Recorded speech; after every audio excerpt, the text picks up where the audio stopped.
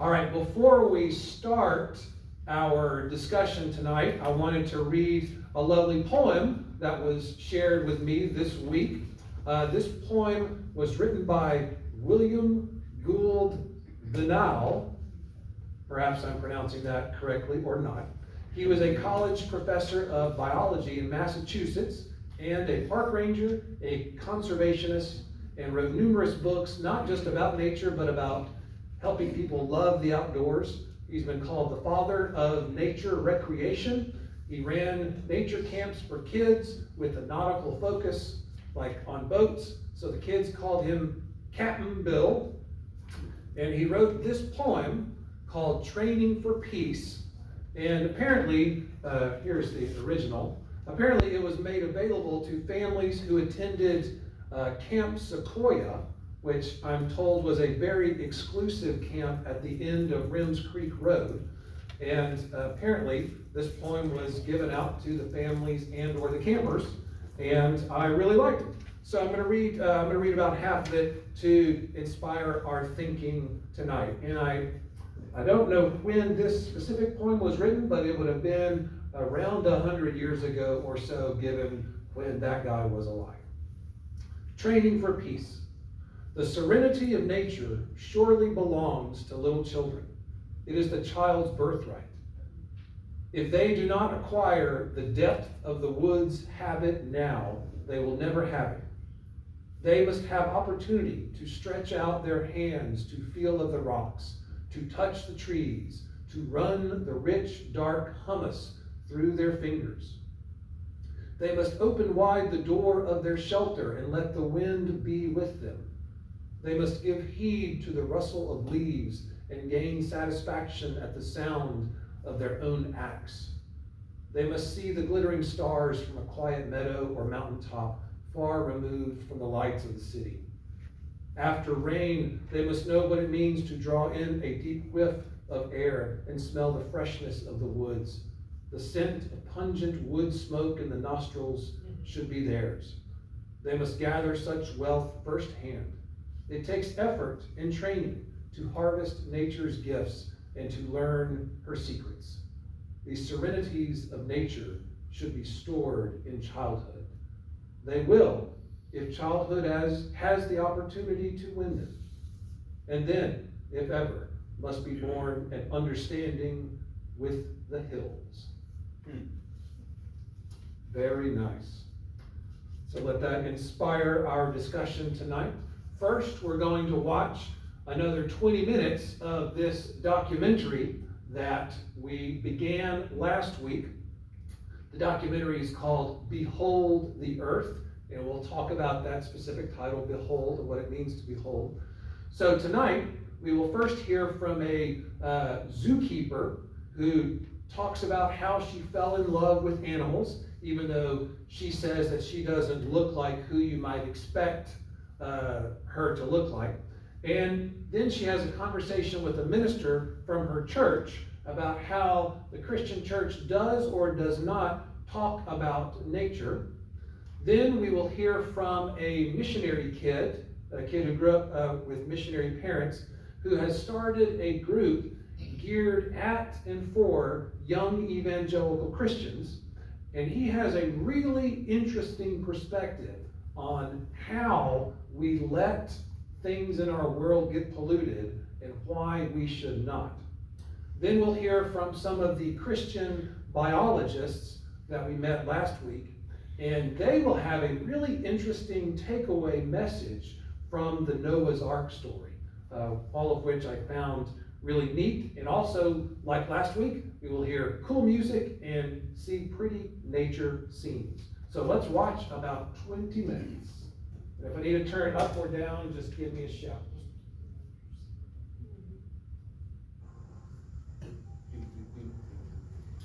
An environmentalist typically looks like an older white guy with glasses and crazy hair out in the woods by himself looking at the wildlife. So someone who lives in the city can't be an environmentalist. Someone who grew up poor can't be an environmentalist. Someone who's a minority can't be an environmentalist.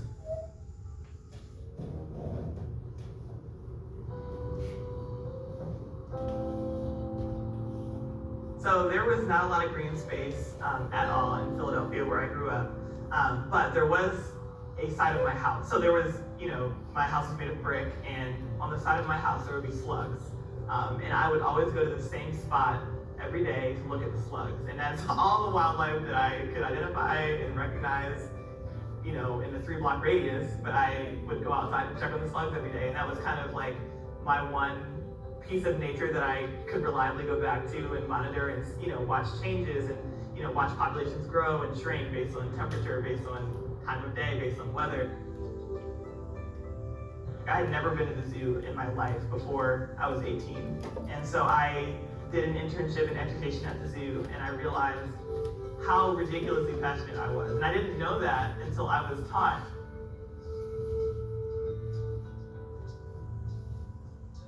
So I went to college, and I was a zoo and wildlife biology major at Malone University.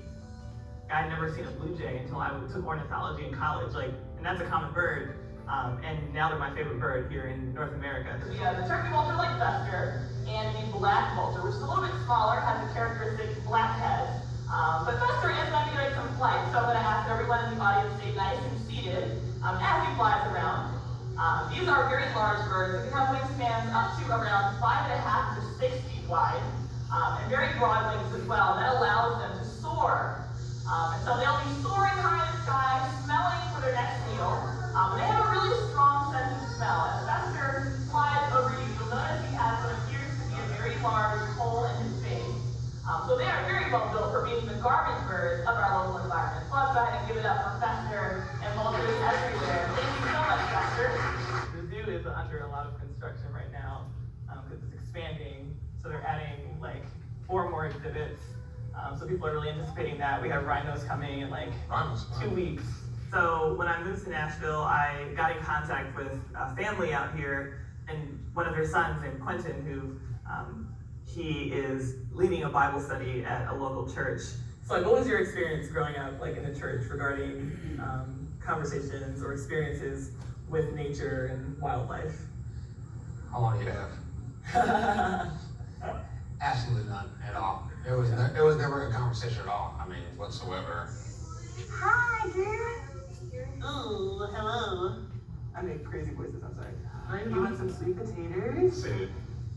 But yeah, I feel like, as far as my experience in the church is concerned, I definitely think that there's a similar disdain for nature, which is weird considering that, in theory, if we believe, we say we believe that, this nature is God's hospitality, you know what I mean, towards us, and what bad house guests are we that we don't want to, you know what I mean, take a closer look and really know what's out there. People are so rushed and sped up with life and everything else of that nature, and just don't take what God has given us as a blessing. Right. Wow, man, that's tight. Yeah.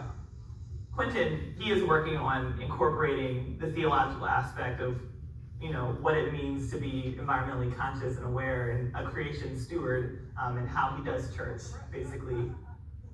Small things like Bible study outside, or picnic outside, or, hey, Karina's gonna bring an animal to the church, don't freak out.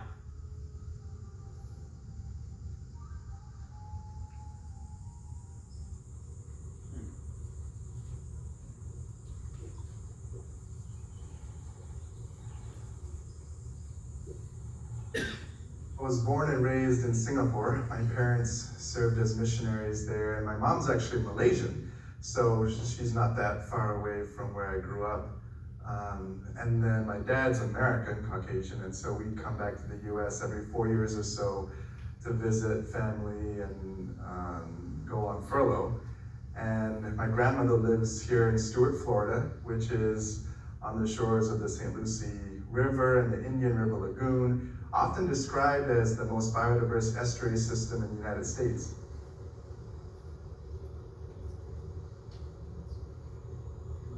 The St. Lucie and Indian rivers have always filled me with a sense of wonder and a sense of possibility. I love fish and I love fishing, and I've loved fishing all my life, and this is really where I learned how to fish. Inheritances are supposed to be a blessing, but looking out at the world around us, a lot of me and a lot of other folks in my generation realize that we're inheriting a lot of problems as well. And these are issues that are sometimes very overwhelming. A lot of the scientific problems that we're dealing with today, environmental problems like climate change and pollution and biodiversity loss, these on one level are scientific and technical problems, but on a deeper level, they're really symptoms of things like greed and apathy, pride, selfishness, so they're moral problems. And so one of the reasons we started Young Evangelicals for Climate Action is because we wanted to step up as a generation set to inherit the world. We wanted to step up and take responsibility. Evangelical communities are often known for being very vocally pro-life. And by pro-life, that often means being opposed to abortion. But we argue from a biblical, holistic standpoint that if you're truly going to be pro-life, then you're not just concerned about abortion, you're also concerned about any other threats to the health and well-being of developing babies, and any threats to the health and well-being of the babies after they're born, straight through the rest of their lives.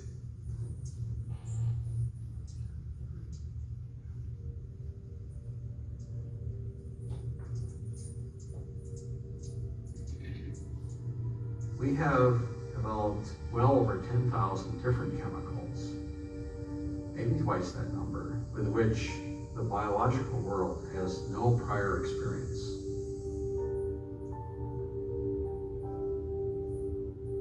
So if this hummingbird were to sip nectar which was laced with some systemic pesticide that had been applied to the soil here and brought up into the flower, it would be ingesting that poison, and perhaps it would kill it. And I think with science, the environmental biologists in particular are beginning to discover which of those chemicals can have effects. And my big concern is that we have discovered now that many of these chemicals, if they are present during development of an embryo, whether it's a wild animal, a fish, a bird, or a human, it can alter how those individuals develop before they're born. So this global toxification problem is immense. It's enhanced by the global distribution of pesticides, herbicides, and other toxins, and it takes the form of additives to much of our food. This thing has invaded the very most sacred thing, I think, on earth, and that is the construction of a baby, that miraculous thing that takes place when the sperm enters the eggs and that egg begins to split. When all this was made, it was made because it was good. It was something that we were given.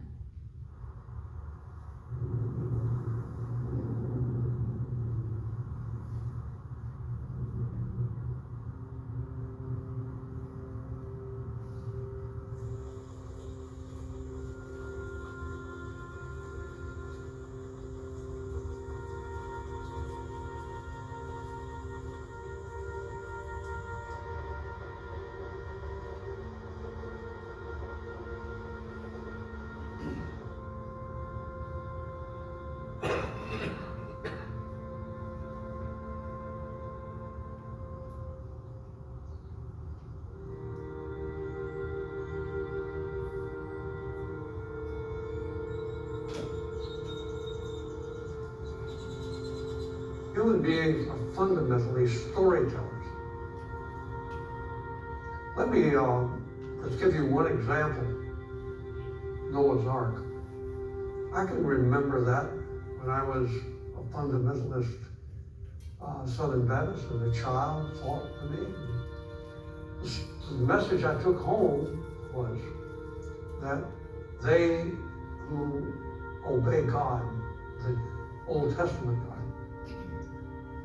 and accepts His word and follows His instructions will be saved, and all others will be destroyed. It's a story that all of us know, and it's not a children's story. What it is a statement that the lineages of the species are so important that it pays for you to expend an immense amount of resources, immense amount of time, and the derision of lots and lots of people in order to be faithful to preserving these lineages. And it was a rescue mission. It wasn't just people, a small nucleus of people who would then go forth and repopulate the world. It was the rest of life too. After all, remember the command in Genesis of let the seas teem with countless creatures and let the birds fly across the arc of the sky. So to abandon then the story of Noah's Ark? The answer is emphatically not. And the idea there is that these creatures must be allowed to continue being fruitful, producing after their kind. Earth is the ark. That all of the biosphere, that is all of that very thin layer of living organisms that supports our own life, is the ark. And that is what we have to save in order to prevent ourselves from being destroyed. That's what it's about. And it answers a very serious question that we're asking today. And that is, what's more important? Saving people or saving species? But the answer is given in the story, is if we're faithful in maintaining the biodiversity of the earth, maintaining the lineages, then we have reason for hope. But if we're unfaithful, we'll destroy ourselves.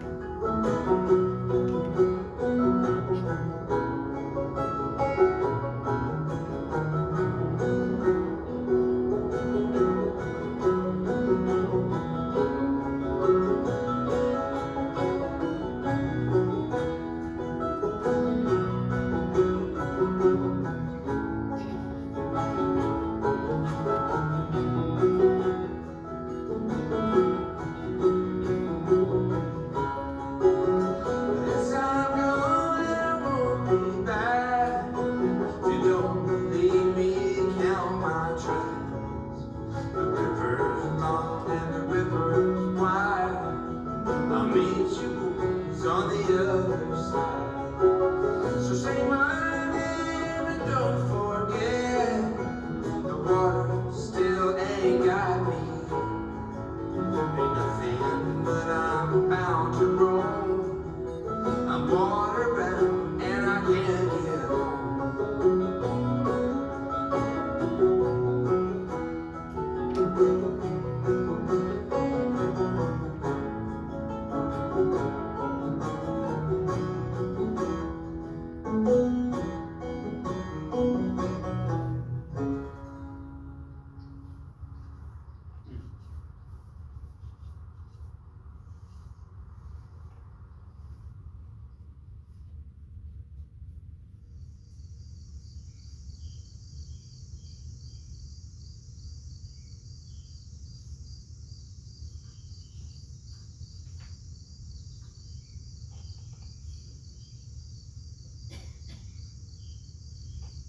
One way to look at these ecosystems, like wetlands and deserts and forests, is to look at them as the environment. And the problem with that is that we can then talk about us versus the environment. The creation of the scientist and the creation of the fundamentalist really is, how shall I say it, harmonious in seeking the goal that I think we both have.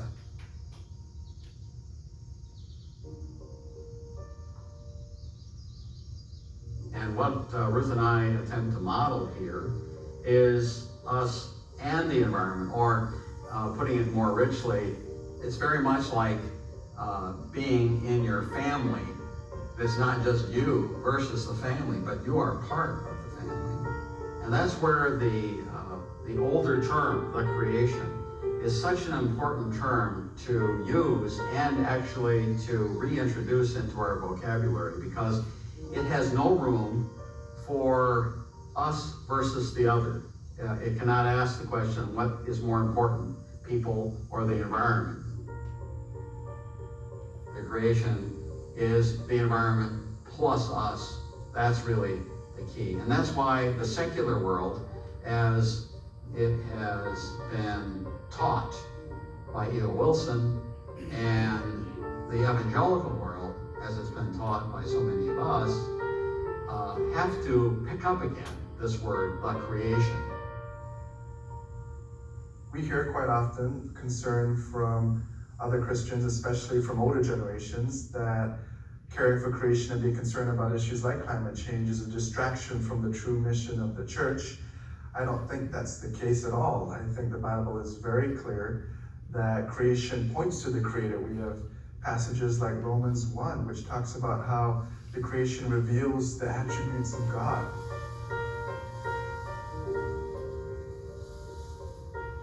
The Psalms speak at great length about how the skies give glory to God and the stars proclaim His handiwork. So no, I think creation helps enrichen our understanding and view of God. We talk about special revelation, which is the Bible, the written, inspired word of God. But then we also talk about general revelation, which is available to all people, regardless of whether they have or read the Bible.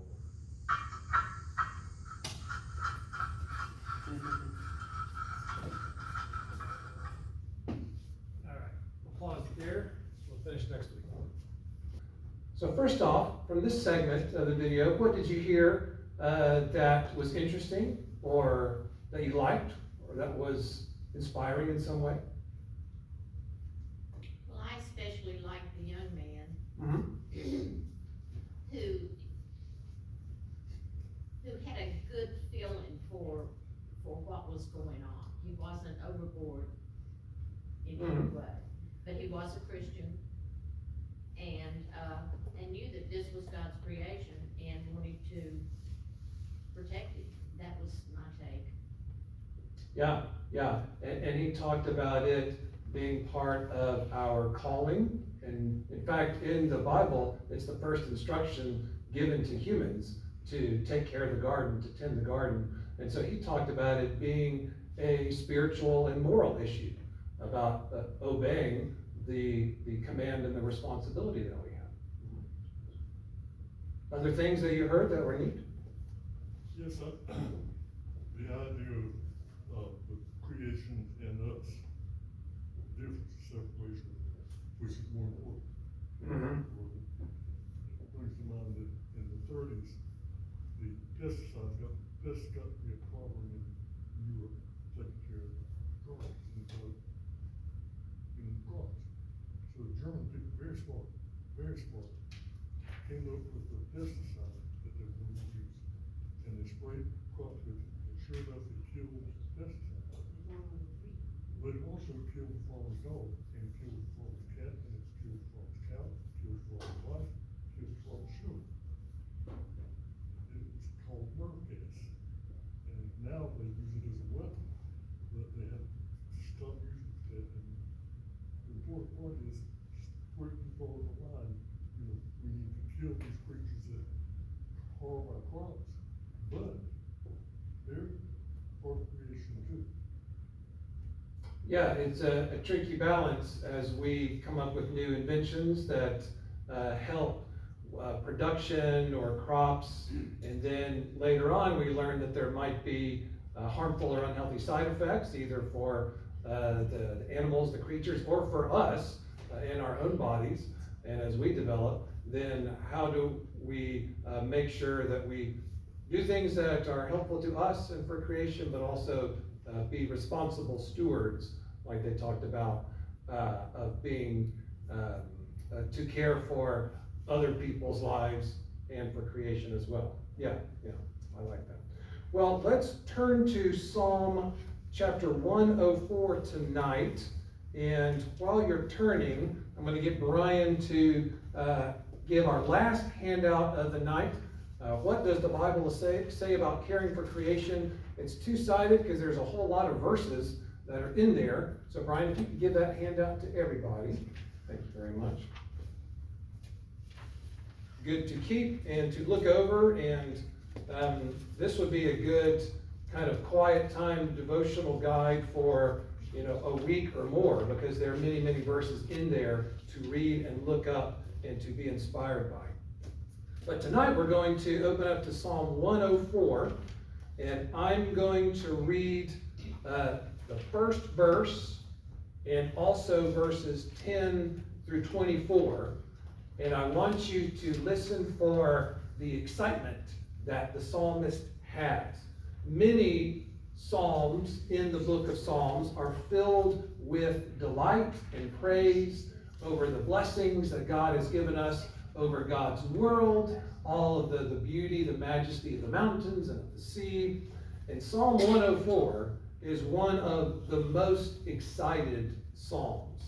It is bursting with joy at the diversity that God has made and put in the world. So listen for how the psalmist here is abuzz, naming all kinds of reasons to praise and thank God. Things like springs of water, fruit, cattle, wine, bread, trees, goats, lions, all kinds of things. And it echoes Genesis chapter 1, where everything that was made was just so good. So here, Psalm 104, verse 1, then verses 10 through 24. Praise the Lord, O my soul. O Lord my God, you are very great. You are clothed with splendor and majesty. God makes springs pour water into the ravines. It flows between the mountains. They give water to all the beasts of the field. The wild donkeys quench their thirst. The birds of the air nest by the waters. They sing among the branches. He waters the mountains from his upper chambers. The earth is satisfied by the fruit of his work. He makes grass grow for the cattle and plants for man to cultivate, bringing forth food from the earth, wine that gladdens the heart of man, oil to make his face shine, and bread that sustains his heart. The trees of the Lord are well watered, the cedars of Lebanon that he planted. There the birds make their nests. The stork has its home in the pine trees. The high mountains belong to the wild goats. The crags are a refuge for the conies. The moon marks off the seasons, and the sun knows when to go down. You bring darkness, it becomes night, and all the beasts of the forest prowl. The lions roar for their prey and seek their food from God. The sun rises, and they steal away. They return and lie down in their dens. Then man goes out to his work, to his labor until evening. How many are your works, O Lord? In wisdom you made them all. The earth is full of your creatures. So what did you hear in that psalm? What did it make you think as you heard all those things that the psalmist was excited about?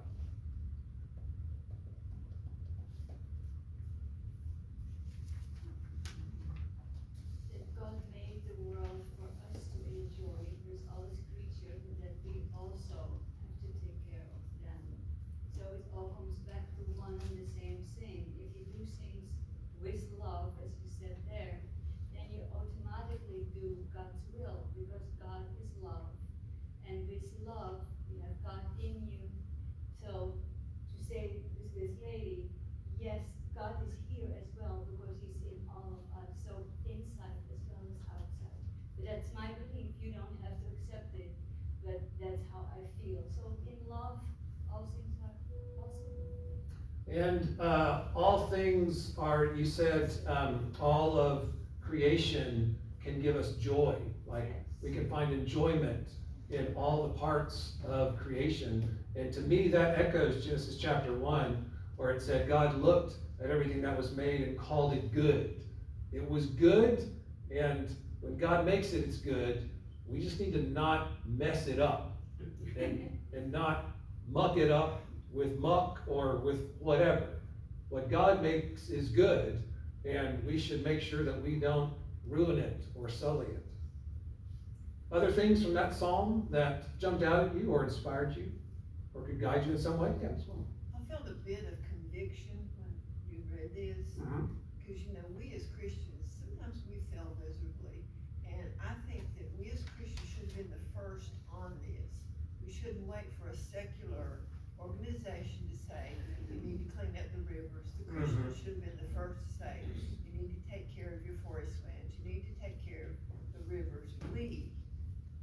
We should, because we know better than to destroy, because God commanded, he said it was good, and he did it for us, and we need to take care of it. That is an excellent and convicting point, like you said, that the church and Christians should have said, you know, we've been commissioned to take care and to love all people, to show the gospel to all people, to maintain the gifts that God has given. And so we're going to take the lead and to demonstrate what a full, moral, and upright, caring life looks like.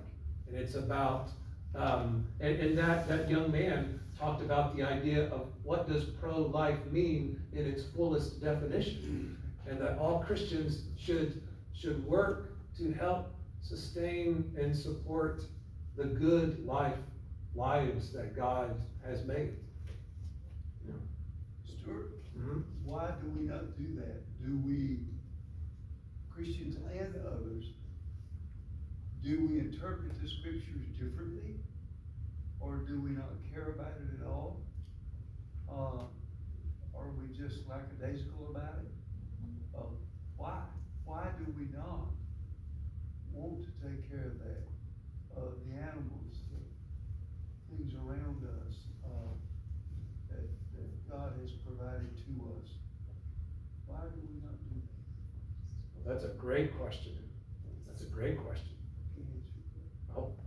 I'll put it to the wisdom of the group here. What do you all think? Why do we not follow all those commands and the models that we're given?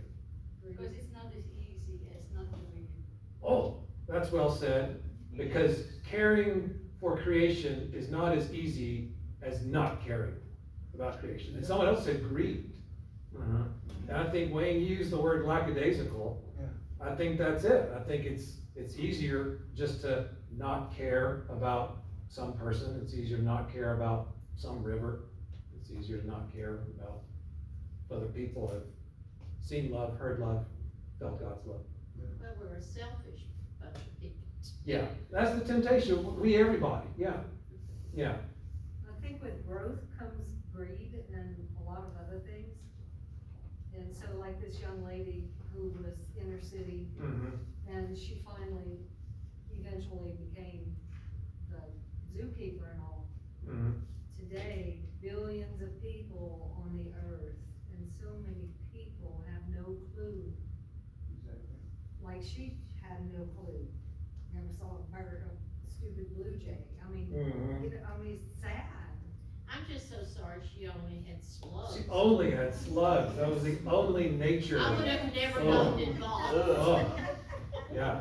Yeah, I really felt sorry for her. Yeah. Those of us who had the wonderful opportunity to grow up on a farm or around precious animals and all the nature, I can't imagine not being in that environment. And so, when I was watching that, I was feeling sorry for her. She didn't have that opportunity. Yeah. To conclude our discussion tonight, it reminds me of the verse, we have this treasure in jars of clay, how like we have accepted the grace and the love of Christ in our hearts. So we have this gift, we have this blessing, and not everyone on the earth knows it or has seen it or has felt it. And a part of that blessing that God has given to us includes for the beauty of the earth, for the beauty of all creation. And we need, as part of our calling that we've received in the Bible, to help share that gift with others. So if there's a community that is struggling because its river is polluted or something, you know, we're called to show God's love and the blessings that we have received here and take it out into the world, to the very ends of the earth, maybe even the dark, murky corners is where it's needed the most. So I hope you'll take that Psalm 104, and let it make you think, what do we need to do so that we are moved and appreciative of God's gift of creation to us? What might we need to change so that we can marvel at God's world just like Psalm 104 does? So read this psalm again this week and think about, what do I need to do so that my heart can sing like this psalmist does? So go in peace to love and serve the Lord, and we will conclude next week.